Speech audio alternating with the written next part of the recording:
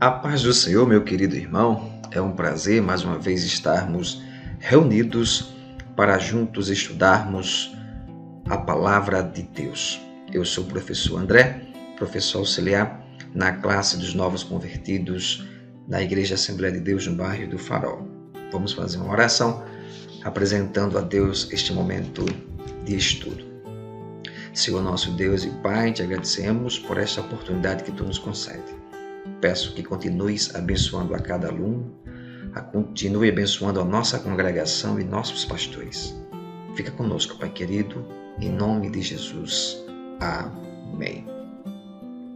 Queridos, na aula passada nós estudamos sobre o pecado e o plano de Deus para a salvação da humanidade.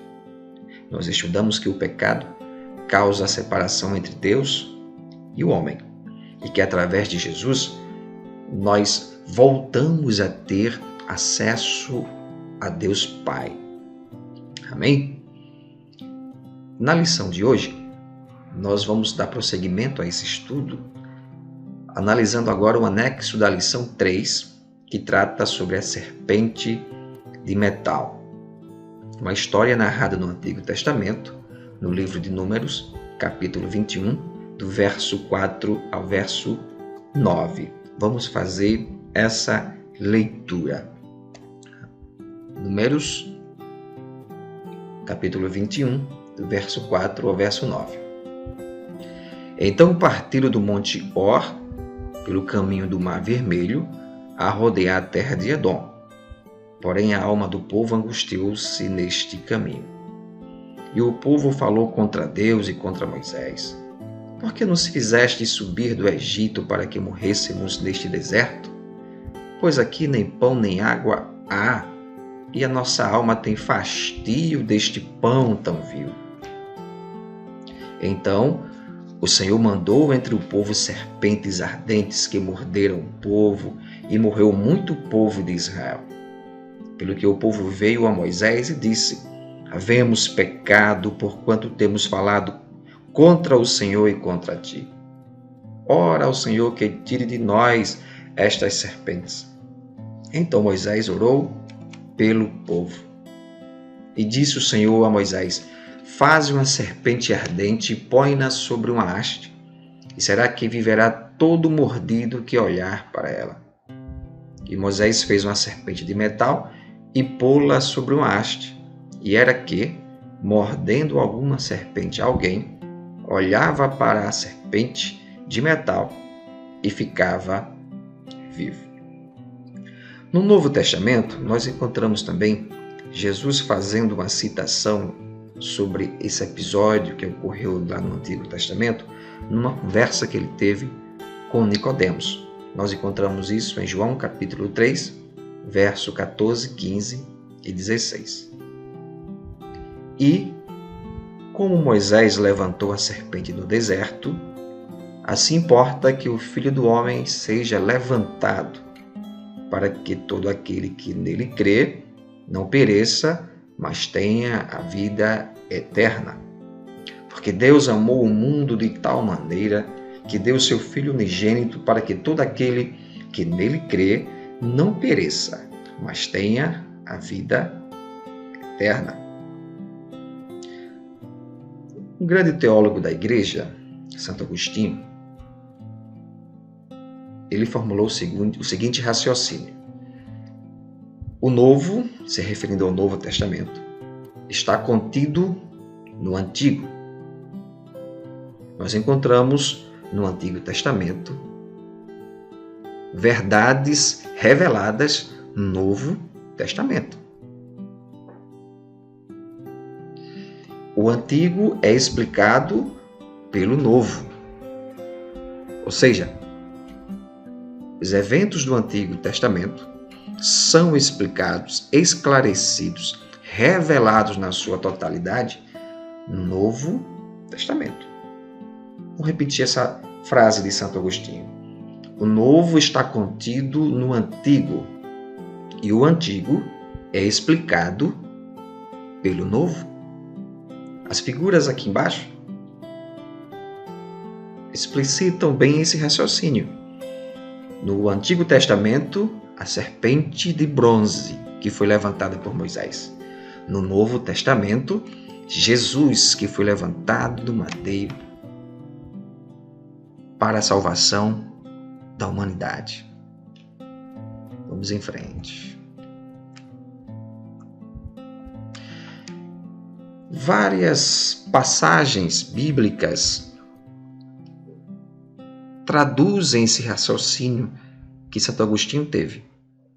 Selecionamos aqui 2 versículos em Hebreus que deixam claro que no Antigo Testamento, as coisas que ocorreram no Antigo Testamento eram sombra das coisas que haveriam de acontecer, de se revelar no Novo Testamento. Vejamos em Hebreus capítulo 10, verso 1, parte A. Porque tendo a lei a sombra dos bens futuros, e não a imagem exata das coisas, sombra dos bens futuros, e não a imagem exata. A serpente de bronze não era uma imagem exata, era uma sombra daquilo que viria a acontecer com Cristo. Hebreus capítulo 8, verso 5, parte A, nós lemos o seguinte: os quais servem de exemplo e sombra das coisas celestiais. As coisas que aconteceram no Antigo Testamento servem de exemplo e sombra das coisas celestiais. E sombra, como poderíamos definir sombra? Sombra é uma região formada pela ausência parcial da luz. Um objeto só projeta uma sombra quando a luz não passa através dele, apenas em volta dele. Região formada pela ausência parcial de luz. Os eventos do Antigo Testamento, eles não eram dotados de total revelação. Eles projetavam algo que iria acontecer no futuro. Era uma sombra. Amém? A força dessa mensagem não está centrada na serpente levantada por Moisés, mas no significado que ela representa. A força da mensagem desse texto, desse evento que aconteceu com o povo de Israel, não está centrada na serpente que Moisés levantou, mas no significado que ela representa, para onde ela aponta. O que Deus queria através desse evento era anunciar o que Jesus faria para redimir a humanidade. Essa é a mensagem que encontramos por trás desse episódio da serpente de bronze. A serpente de bronze, ela aponta para Cristo, para o sacrifício de Cristo na cruz, em favor de toda a humanidade.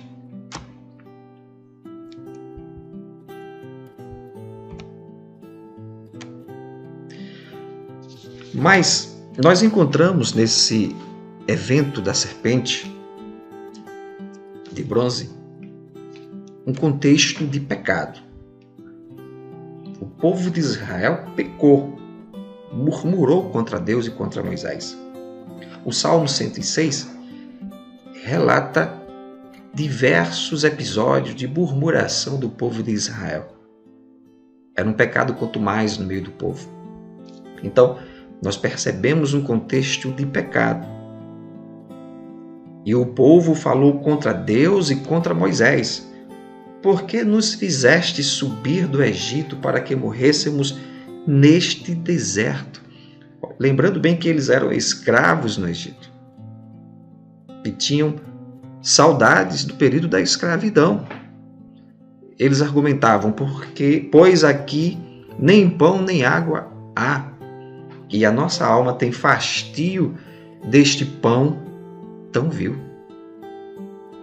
Números capítulo 21, verso 5. Um contexto de pecado. E o pecado gera a morte. Deus supria a necessidade do povo. Deus supriu a necessidade do povo quando eles precisavam de água, de carne. Deus mandava o maná, um tipo de grão que o povo fazia, coletava e fazia pão. Mas mesmo assim, eles não agradeciam a Deus e entraram pelo pecado da murmuração.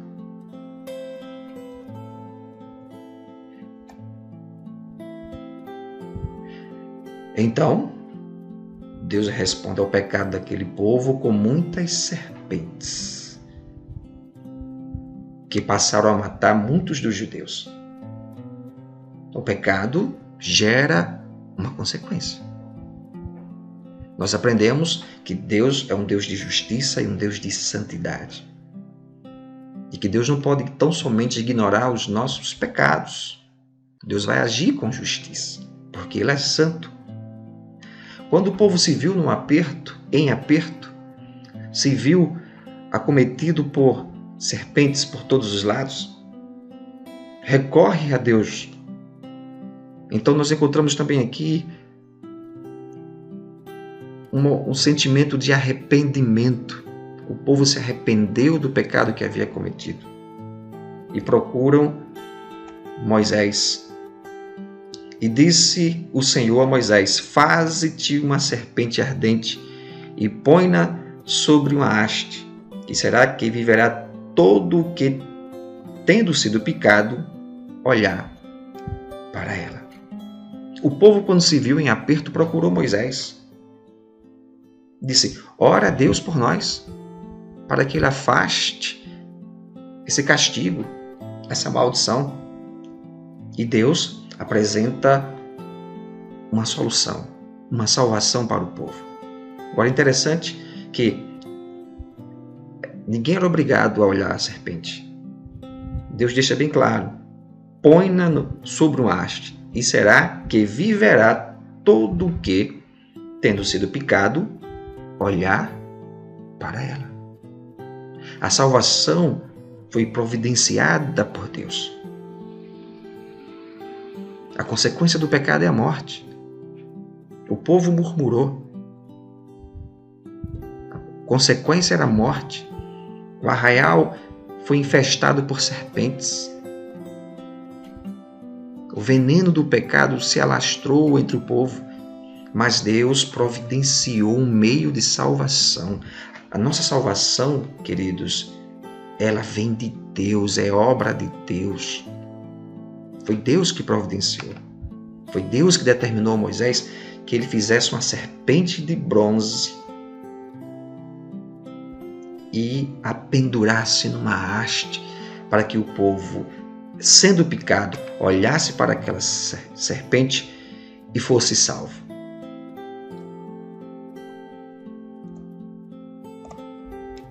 Deus providencia então uma única possibilidade de sobrevivência para o veneno daquelas serpentes. O povo que estava condenado à morte pelo veneno era salvo pelo simples ato de olhar a serpente levantada naquela haste. E Moisés fez uma serpente de metal e pô-la sobre uma haste. E sucedia que, picado alguma serpente a alguém, quando esse olhava para a serpente de metal, vivia. A nossa salvação provém de Deus, é dom de Deus.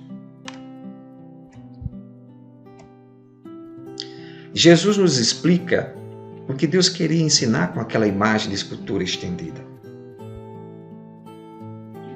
E como Moisés levantou a serpente no deserto, assim importa que o Filho do Homem seja levantado. Aquela imagem de escultura, ela serviu para um objetivo. Ela serviu para apontar para Cristo. É um tipo de Cristo. Cristo é a realidade. Assim como aquela serpente no deserto salvou o povo que havia pecado contra Deus, assim Cristo, que foi levantado, é um meio de salvação para toda a humanidade. Cristo é a consumação do plano de Deus.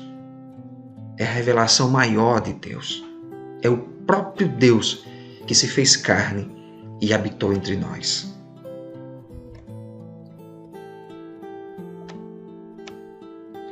Quando o povo de Israel passou a servir a imagem com incenso,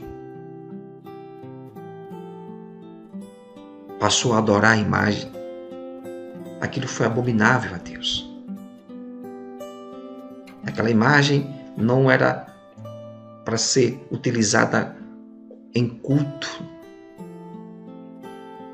Aquela imagem não era objeto de culto, de adoração. Por isso que o rei Ezequias, o grande rei em Israel, ele pegou essa imagem e fez em pedaços. Porque o povo já havia se corrompido. Um objeto que havia sido feito para a salvação, o povo estava utilizando como talismã, como meio de pecar. E tirou dos altos, quebrou as estátuas, deitou abaixo os bosques, e fez em pedaços a serpente de metal que Moisés fizera, porquanto até aquele dia os filhos de Israel lhe queimavam incenso e lhe chamavam Neustã. Deram até um nome à serpente. Queimavam incenso à serpente. Adoravam a serpente. Onde toda a honra e toda a glória devem ser canalizados, voltados, rendidos ao nosso Deus, ao nosso Senhor. Amém? O que precisamos fazer diante da condenação do pecado? Olharmos para Cristo como um único remédio. Assim como a serpente lá no deserto era o único remédio para o judeu, o israelita que havia sido picado pelas serpentes ardentes, assim Cristo é para nós o único remédio para a nossa salvação. O único Salvador. Suficiente Salvador.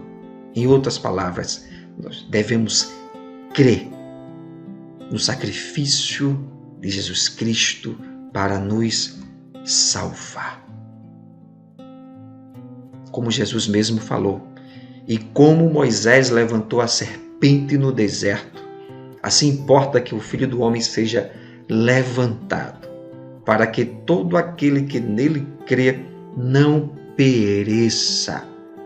Para que todo aquele que nele crê não pereça, mas tenha a vida eterna. Porque Deus amou o mundo de tal maneira que deu seu Filho unigênito, para que todo aquele que nele crê não pereça, mas tenha a vida eterna. João, capítulo 3, verso 14 ao 16. Meu querido e amado irmão, nós estudamos hoje um assunto de extrema importância. Cristo é suficiente para a nossa salvação. Que o pecado, ele produz castigo, morte, destruição. O salário do pecado é a morte, mas o dom gratuito de Deus é a vida. Na próxima lição, nós estudaremos sobre a necessidade de escolher a Cristo. Que Deus te abençoe e te guarde. Amém.